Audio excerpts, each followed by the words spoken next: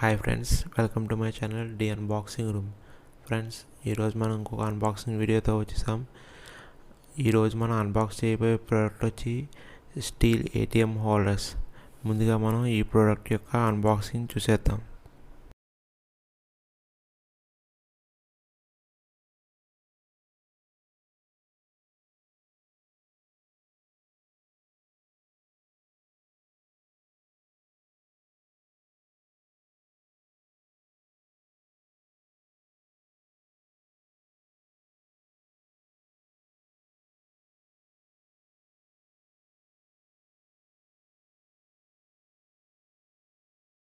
ఇవి వచ్చి మనకి ఫ్లిప్కార్ట్లో అందుబాటులో ఉన్నాయి.